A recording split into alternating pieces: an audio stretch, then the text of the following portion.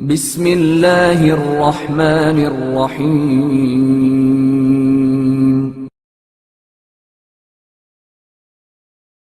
حیات حضرت امام حسن علیہ السلام کا مختصر جائزہ۔ حضرت امام حسن علیہ السلام 15 رمضان المبارک سن 3 ہجری کی شب کو مدینہ منورہ میں سورہ کوثر کی پہلی تفسیر بن کر صحن حضرت علی المرتضیٰ علیہ السلام خاتون جنت حضرت فاطمہ زہرا سلام اللہ علیہا میں تشریف لائے۔ رسول خدا صلی اللہ علیہ وآلہ وسلم امام حسن علیہ السلام کی ولادت کی خبر سن کر بہت خوش ہوئے، کیونکہ جب مکہ مکرمہ میں حضور صلی اللہ علیہ وآلہ وسلم کے بیٹے یکے بعد دیگر رحلت فرما گئے تو مشرکین آپ صلی اللہ علیہ وآلہ وسلم کو طعنے دینے لگے، جن سے آپ کو بہت صدمہ پہنچا۔ مشرکین کو جواب دینے کے لیے قرآن مجید میں سورہ کوثر نازل ہوئی، جس میں آپ صلی اللہ علیہ وآلہ وسلم کو خوشخبری دی گئی تھی کہ خدا نے آپ کو کثرت اولاد عطا فرمائی ہے اور مقطوع نسل آپ نہیں بلکہ آپ کا دشمن ہوگا۔ دنیا میں ہر انسان کی نسل اس کے بیٹے کے ذریعے آگے بڑھتی ہے، لیکن کائنات کی اشرف ترین ہستی سرور کونین صلی اللہ علیہ وآلہ وسلم کی نسل کا ذریعہ ان کی بیٹی حضرت فاطمہ زہرا سلام اللہ علیہا یعنی حضرت امام حسن و حسین کو قرار دیا گیا۔ اپنے پیارے نواسوں کے ساتھ رسول اکرم صلی اللہ علیہ وآلہ وسلم کی محبت جہاں انسانیت کے لیے لازوال درس ہے، وہاں نبی اکرم صلی اللہ علیہ وآلہ وسلم کے نواسے خوشنودی مصطفیٰ و خوشنودی خدا کے لیے وسیلہ بھی ہیں۔ اسی لیے شافع محشر صلی اللہ علیہ وآلہ وسلم سے شفاعت کا طلبگار ہر شخص بارگاہ مصطفی میں نواسوں کے صدقے جود و سخا کا سوالی نظر آتا ہے۔ جس قدر محبت اللہ کے رسول نے اپنے نواسوں سے کی اور جس قدر محبت کا درس اپنی امت کو ان سے محبت کا دیا، اس سے کتب احادیث بھری پڑی ہیں۔ امام حسن علیہ السلام کی کنیت ابو محمد تھی اور آپ کے بے شمار القاب ہیں، جن میں طیب، تقی، کریم اہل بیت، سب اور سید زیادہ مشہور ہیں۔ آپ کا لقب سید خود سرور کائنات صلی اللہ علیہ وآلہ وسلم کا عطا کردہ ہے۔ روایت میں ہے کہ امام حسن علیہ السلام سب سے بڑھ کر نبی کریم سے مشابہ تھے۔ شاعر نے کیا خوب کہا ہے کہ چہرہ حسن کا ہے کہ شبیہ رسول ہے، عالم تمام نقش کف پا کی دھول ہے۔ ولادت کے بعد جب امام حسن علیہ السلام سرور کائنات صلی اللہ علیہ وآلہ وسلم کی خدمت میں لائے گئے تو آن حضرت صلی اللہ علیہ وآلہ وسلم نے نومولود بچے کو آغوش میں لے کر پیار کیا اور داہنے کان میں اذان اور بائیں کان میں اقامت فرمانے کے بعد اپنی زبان ان کے دہن مبارک میں دی۔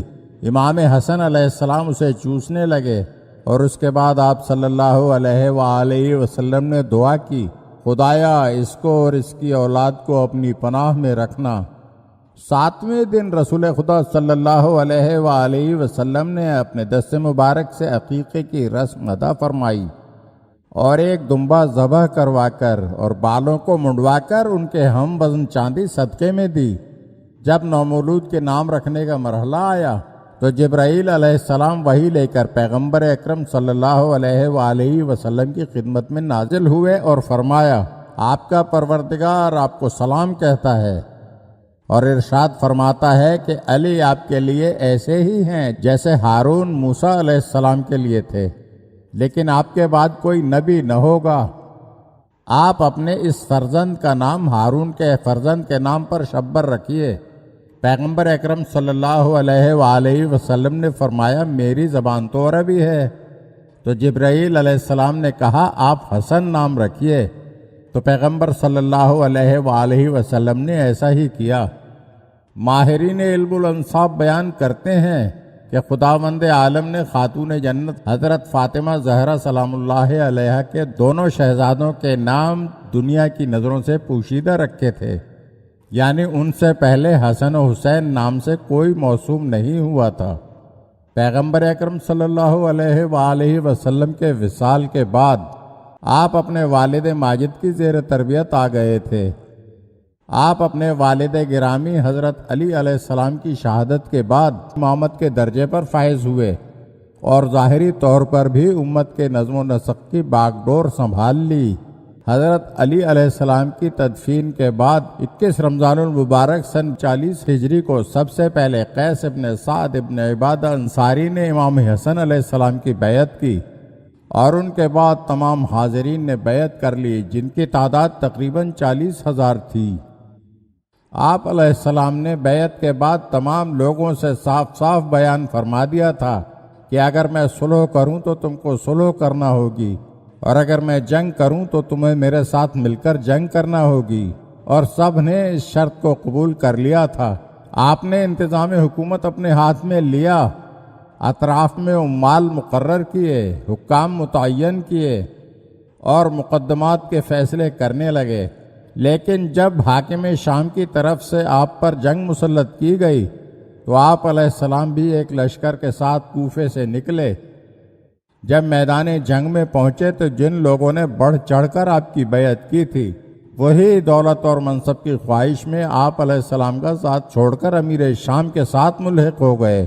نوبت یہاں تک پہنچی کہ امام علیہ السلام کے لشکر والوں نے ہی امام علیہ السلام کے خیمے پر دھاوا بول دیا اور آپ کے نیچے سے جائے نماز تک کھینچ لی۔ ایک شقی نے خنجر کا وار کر کے آپ کو زخمی کر دیا۔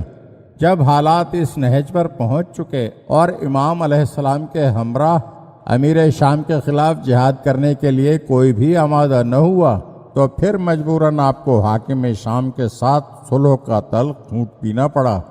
تخت حکومت سے سبکدوش ہونے کے بعد آپ علیہ السلام مدینہ منورہ واپس تشریف لے گئے اور نانا اور والدہ گرامی کے جوار میں دین مبین اسلام کی ترویج میں مصروف عمل رہے، مگر دشمن کو آپ کی یہ زندگی بھی کب گوارا تھی، لہٰذا 28 صفر سن 50 ہجری میں آپ کی ہی زوجہ جعدہ بنت اشعث کے ذریعے آپ کو زہر دغا سے شہید کیا گیا۔